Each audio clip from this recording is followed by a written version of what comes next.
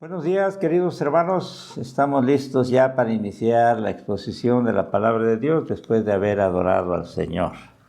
Reciban ustedes, de parte de mi esposa y de mi parte, un saludo cariñoso, deseándoles que la paz de Dios reine en sus vidas.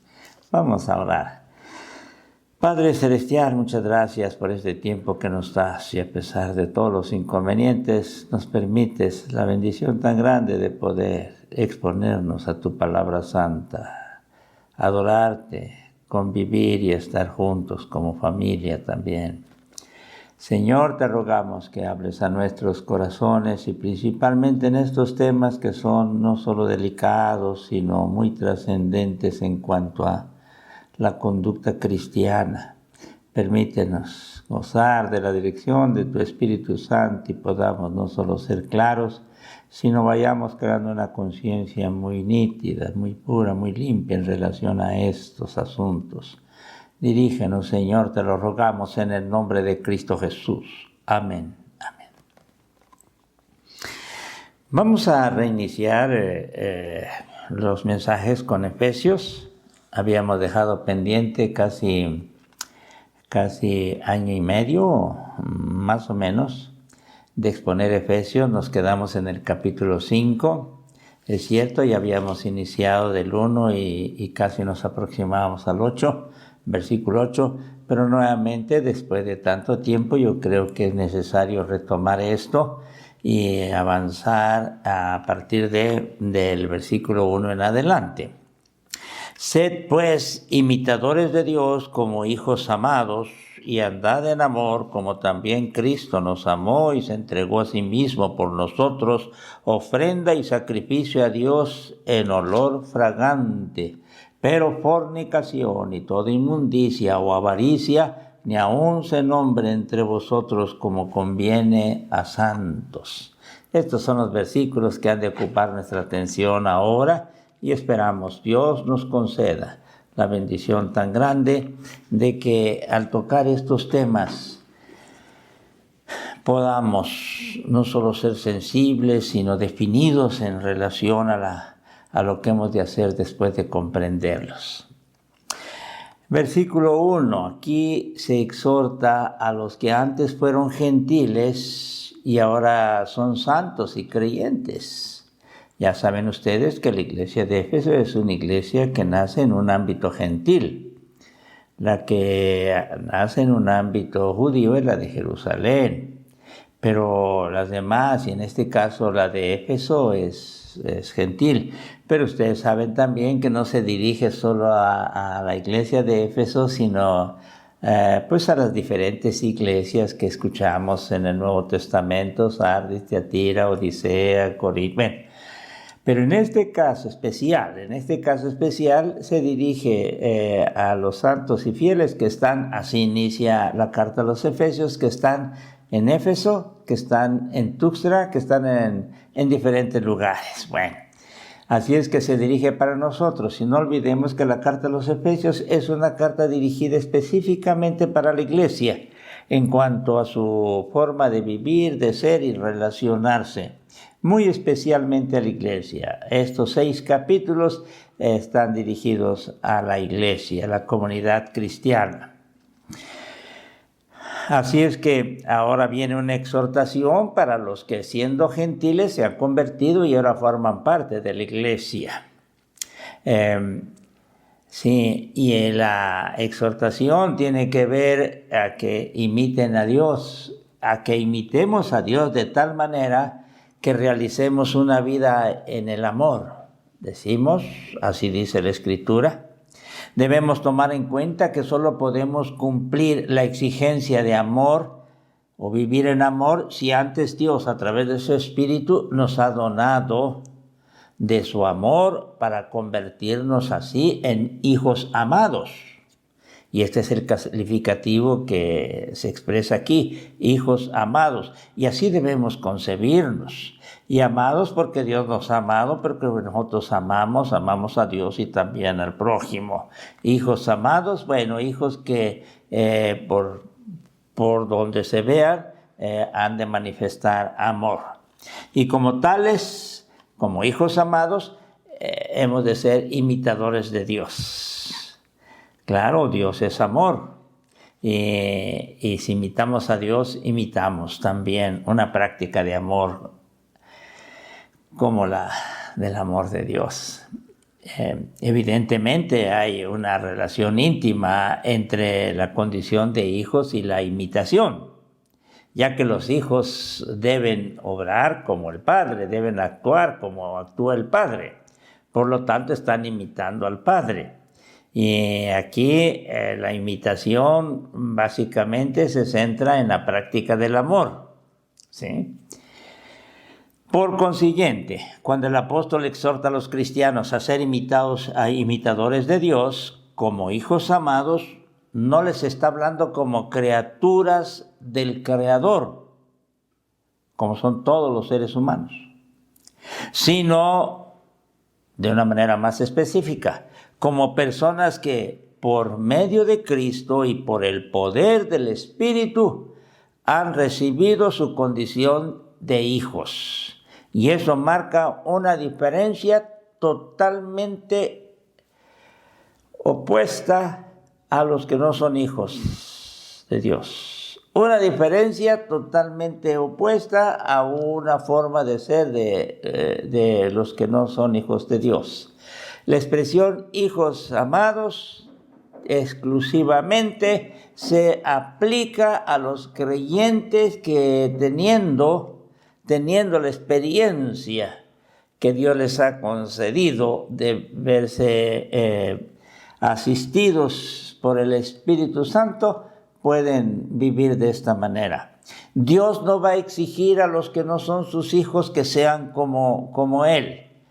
Dios le está diciendo, exhortando a los hijos de Él. Por eso ese calificativo, hijos amados son los hijos de Dios, a que vivan en amor. No pidamos, ya humanamente hablando, diremos, no pidamos a los seres humanos que no cuentan con la gracia de Dios y el Espíritu Santo a que puedan manifestarse en amor. No nos sorprenda tanto acciones que tienen que ver con lo que es contrario al amor, pues no están en la capacidad de amar, pero los hijos amados de Dios sí. Ustedes y yo que nos decimos ser hijos de Dios, estamos por la gracia divina en esa hermosa oportunidad de ser hijos amados, de amar como Dios ha amado. Versículo 2.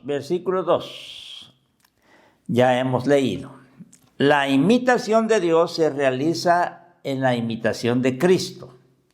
Imitamos a Dios cuando imitamos a Cristo. Cristo, como Jesús de Nazaret, vino a esta tierra y nos enseñó qué cosa es amar, qué cosa es vivir como Dios manda, como Dios quiere, como es Dios. La referencia de Cristo que tenemos en los evangelios es una referencia determinante para que ustedes y yo entonces sepamos en qué consiste imitar a Dios cuando imitamos a Cristo. De hecho, como seguidores estamos con Él. Esa acción de seguirle nos permite conocerle a Él y conocer a Dios.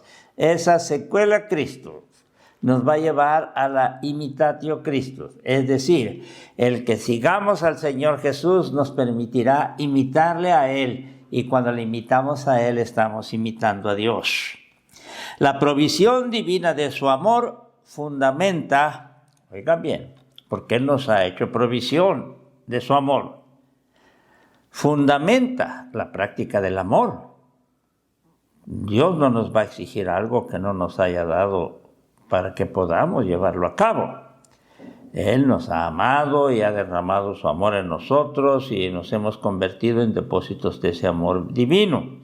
Entonces eso fundamenta una práctica del amor. Exige, y por eso mismo la exigencia de Dios pues se da en base a lo que ya Él ha dado, ha capacitado. Y sirve de norma a los creyentes para que anden en amor. Así es que no tenemos por qué quebrarnos la cabeza. Debemos conocer más cómo fue el Señor Jesús, para que entonces tengamos nosotros una norma que rija nuestras vidas en la práctica del amor.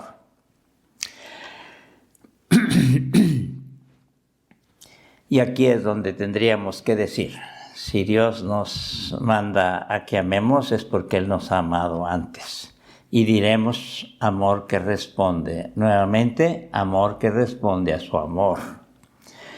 Abundando un poco más, la exigencia de andar en amor, que es la exigencia que se nos presenta aquí, se fundamenta, en la más grande manifestación de amor que jamás se había dado. Si Dios nos manda a que vivamos como hijos amados o andar en amor, es porque ya Él ha tomado esa iniciativa y ha manifestado ese amor. Una manifestación que jamás se había dado, jamás se había imaginado.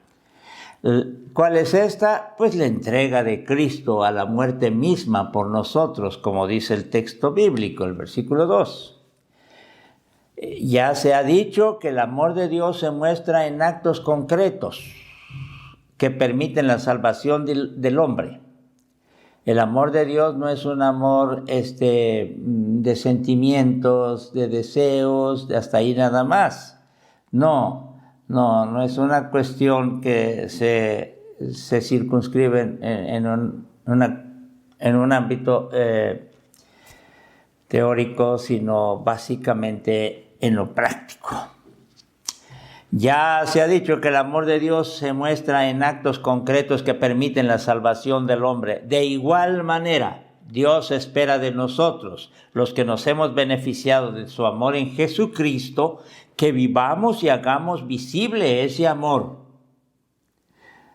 Yo amo a Dios, amo mucho a Dios, cuánto amo a Cristo, y podemos cantar, y qué bonito que lo hagamos, siempre y cuando lo que estamos expresando ahí tenga que ver directamente con una práctica cotidiana. Algo que no nada más es pura palabra, pura poesía, sí, composiciones poéticas o de himnos. No, tiene que ver con cuestiones sumamente prácticas, y si no hay en la práctica eso, pues cerremos nuestros labios mejor y no digamos nada.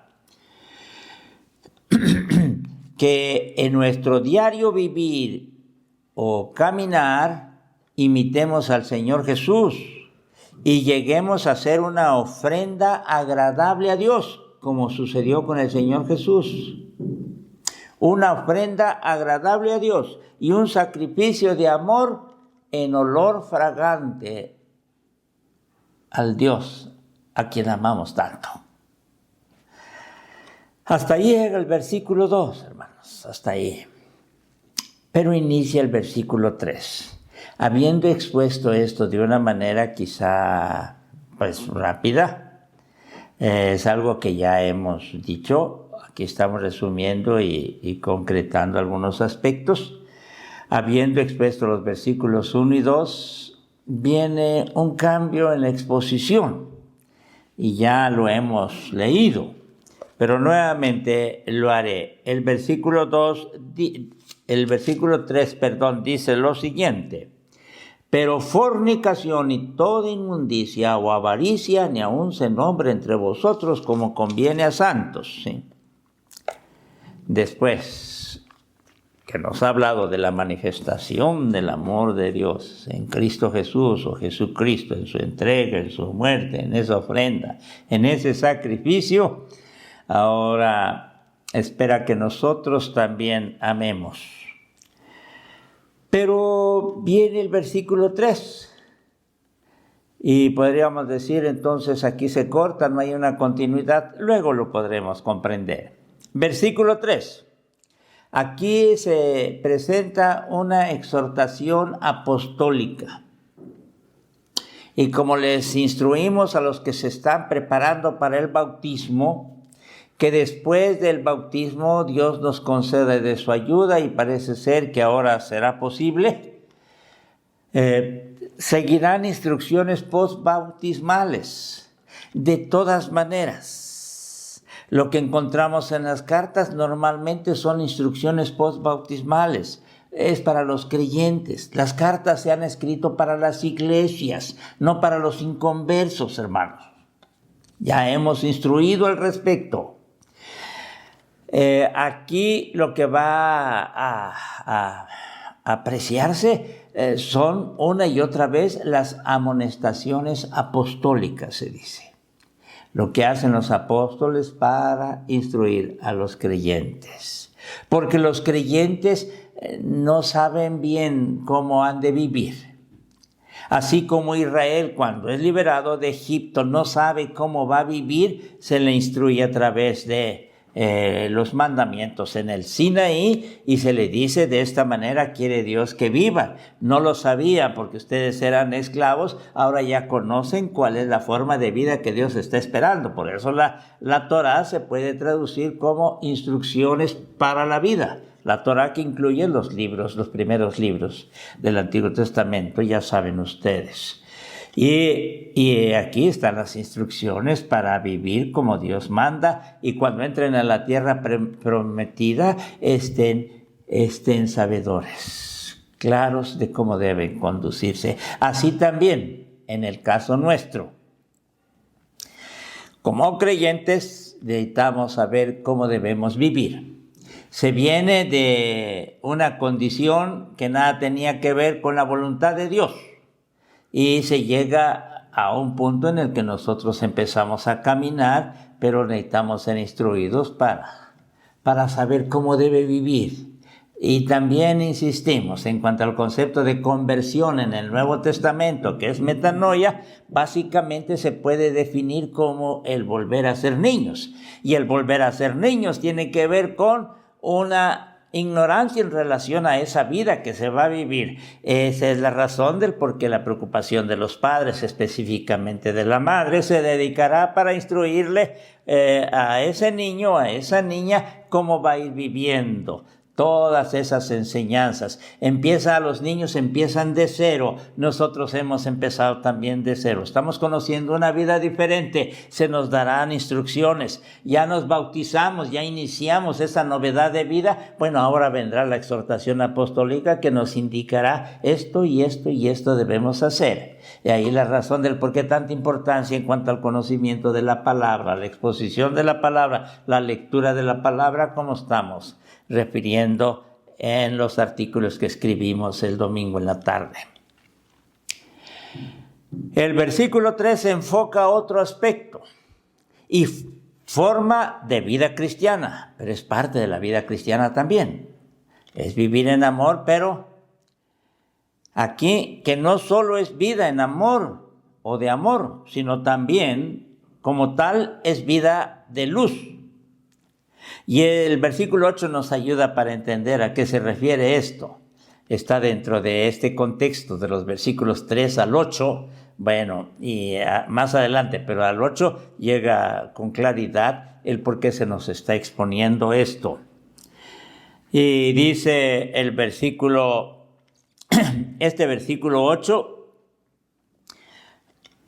en cuanto a la forma de vida anterior. Porque en otro tiempo erais tinieblas, mas ahora sois luz en el Señor. En otro tiempo éramos tinieblas, ahora somos luz en el Señor. Andad como hijos de luz, allá como hijos amados, hasta el versículo 2. A partir del versículo 3, como hijos de luz, hasta el versículo 8, bueno, eso ya expondremos después. Se inicia con la expresión pero, y como ya es sabido, la expresión pero es una palabra que permite establecer un cambio radical, visible, notorio completamente. Cuando viene la expresión pero en la Biblia, lo general va a venir para decirnos de ese cambio. Pero, y aquí así lo inicia el versículo 3. Ya hemos leído una vez más, dice, pero fornicación y toda inmundicia o avaricia, pero todo esto, ¿está bien? Y esta expresión pero sirve, al marcar esa diferencia, sirve para advertir a los hijos amados de estar viviendo ya en una situación totalmente diferente. Lo que ahora son los cristianos en su diario vivir se define como una santidad existencial, por eso se va a decir como santos. Y existe incluso, y eso lo encontramos y después lo encontraremos y después hablaremos un poco más, de un código moral de santidad cristiana o un código moral cristiano. Y este código moral va a definir la vida de santidad, la vida de santidad. La exhortación se inicia contra 3 pecados. ¿Cuáles son estos 3? Fornicación, inmundicia y avaricia. Fornicación, inmundicia y avaricia. Vamos considerando de una manera breve cada uno de ellos. El primero, fornicación, porneía o porneia, de donde viene la expresión común para nosotros pornografía, ya con el agregado de grafos. Es el vicio pagano fundamental. Significa toda clase de relación sexual ilegítima. Esto es completamente común entre los paganos. En ese entonces, varios de ustedes han de saber que las culturas que rodearon al pueblo de Dios en sus inicios fue la cultura griega y la cultura romana. Y tanto los griegos como los romanos eran paganos que se caracterizaban también por estos procederes. Los griegos no veían mal la homosexualidad. Es más, los maestros que tenían los niños o los jovencitos, los paidogogos, eran personas que tenían una cercanía con estos jovencitos o con uno de ellos cuando era una enseñanza más personalizada y no se extrañaban que algunas o varias veces terminaran teniendo relaciones sexuales los alumnos con los maestros o con el maestro. Sorprendente, ¿sí? Es más, yo no puedo decir que Aristóteles tuvo relaciones con Alejandro el Magno, porque fue su maestro. Pero sí puedo decir que Alejandro el Magno, históricamente sabemos que pues también tenía su amante. Un jovencito, un gran general. Pero tenía su amante. O tal vez tuvo otros amantes, pero no puedo referir más allá de los datos que tenemos. Ese es en el ámbito griego. No vamos a decir más. El ámbito griego se caracterizó por eso. Es más, había una isla en las regiones griegas llamada Lesbos, que es muy conocida ahora. De ahí viene, se pone Lesbos y de ahí viene el término lesbianas. Esto les digo para que nos demos cuenta el contexto moral en el que se vivía. También los romanos. Sabemos bien de las orgías de los romanos. Sabemos bien también que entre los romanos se practicaba eso. Todas estas cuestiones ilegítimas en la sexualidad. A tal grado que ustedes han escuchado que se podía decir, el César es el hombre de todas las mujeres y la mujer de todos los hombres. Y no quiero abundar más, hermanos, pero sí quiero decirles que ese es el contexto moral en el que nace la iglesia cristiana.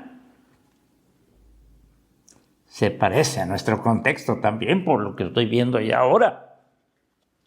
Ahí la razón del por qué debemos tomar muy en serio esto, muy detenidamente. Y esta es mi preocupación como pastor. Ese es el contexto en el que estamos viviendo. Ustedes y yo lo sabemos. Toda esa depravación que se está dando, ya incontrolable, es el ámbito en el que se van a ver rodeados nuestros jóvenes. Es más, las nuevas generaciones estarán educadas con conceptos de inmoralidad grotesca, antibíblica. Y por desgracia, las iglesias también tienden a ser a veces consecuentes o anuentes en eso, a tal grado que la concepción pagana, profana e inmunda llega a la iglesia. Y la iglesia también empieza a aceptar que se puedan dar algunas cosas. Pero es que se han dado. Una cosa es que se hayan dado y otra cosa es que los aceptemos. Hasta ahora no lo he aceptado, hermanos. Desde mi juventud. Por eso es importante esto. La exhortación se inicia contra 3 pecados. Sí, el primero, porneia, es el vicio pagano fundamental. Significa toda clase de relación sexual ilegítima. San Pablo lo refiere en muchos otros lugares y de manera muy clara, porque estaban rodeados de eso, como ahora lo estamos. Habla de los paganos en Romanos, capítulo 1 de los versículos. Se leyeron esta porción, pero permítame. Capítulo 1, versículos 26, 27, 28 de Romanos. Pero debido a la claridad de estas expresiones, permítame leérselos. Perdón.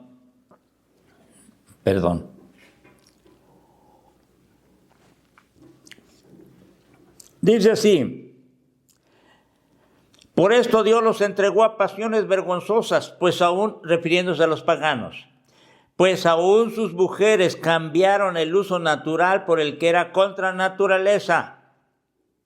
Y de igual modo también los hombres, dejando el uso natural de la mujer, se entregaron, se encendieron en su lascivia unos con otros, cometiendo hechos vergonzosos, hombres con hombres, y recibiendo en sí mismos la retribución debida a su extravío. Y vamos, versículo 28.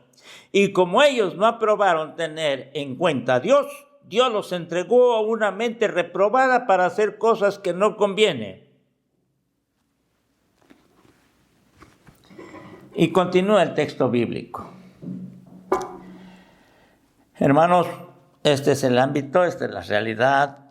La exhortación es urgente. Y cuando digo que San Pablo, en varias citas, no voy a poner todas acá, hermanos, son muchas, donde se va a hablar de la porneía o porneia. Sí. Esta práctica pecaminosa lo han traído a la iglesia los gentiles convertidos, o al menos vienen con esa concepción, impregnados de esa concepción, contradiciendo tan de lleno lo que son ahora como miembros de la comunidad cristiana. Este es el peligro. No voy a avanzar más, hermanos. Aquí nos hemos de detener. Pero quiero decirles que la palabra de Dios viene a nosotros precisamente cuando nosotros nos vemos cada vez más rodeados de esto. Y esa concepción que se tiene allá afuera también va penetrando en la iglesia. También los padres terminamos siendo consecuentes. Y aunque estén bajo la patria potestad, es decir, estén en nuestro hogar o estén bajo el cuidado y sustento y protección nuestra, aún ahí se permite. ¿Cómo es posible que se permitan esas cosas?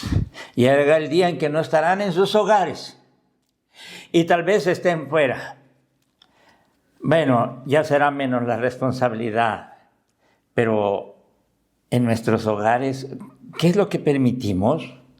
¿Cómo se ha penetrado en el hogar tantas cosas sucias y vergonzosas, depravadas, malvadas? ¿Cómo lo hemos permitido nosotros? ¿Qué tan estrictos somos para no abrir las puertas a estas suciedades inmorales? Todo esto nos debe llevar a una reflexión. ¿Cuán responsables somos, hermanos, de este asunto? Yo creo que es tiempo de que nos pongamos a cuentas con Dios. Y Dios nos ayude. La iglesia debería orar, porque quien está al frente de ella, pastor, siempre debería ser celoso en cuanto a esto. Hermanos, Dios nos permita terminar nuestros días sin fallarle en estas cosas. Y mientras estemos así, tenemos la autoridad para tomar la palabra y exhortar a la iglesia y recordarme a mí mismo lo que Dios quiere de mi vida, de la conducta de ustedes, de todos nosotros como hijos amados. Ya va a haber una expresión muy importante que lo diremos el próximo domingo. Por ahora, preparémonos para enfrentar esa amenaza grotesca, malvada, sucia, que pretende penetrar en nuestra iglesia, en nuestros hogares, en nuestras vidas. Padre Celestial, la realidad de nuestro mundo no es diferente al mundo en el que se escribió tu santa palabra en los inicios de tu iglesia, y quizá ahora ya más grave, más delicado. ¿Qué podemos hacer, Señor? Primeramente, revisar nuestras vidas para presentarnos delante de ti. También tomar las medidas pertinentes para que esto no continúe. Ser celosos, aplaudir ese celo, no ser anuentes, consecuentes. Los niños, los jóvenes, en cierta forma, no tienen la culpa, los padres, que somos permisivos. Seremos llamados a cuenta porque esta inmundicia no puede penetrar en tu iglesia ni en los hogares también. Gracias, Padre Celestial. Es una práctica pagana, pero no cristiana. Nada tiene que ver, lo contrario, porque tus hijos amados son santos. Bendito seas en el nombre de Cristo Jesús. Amén.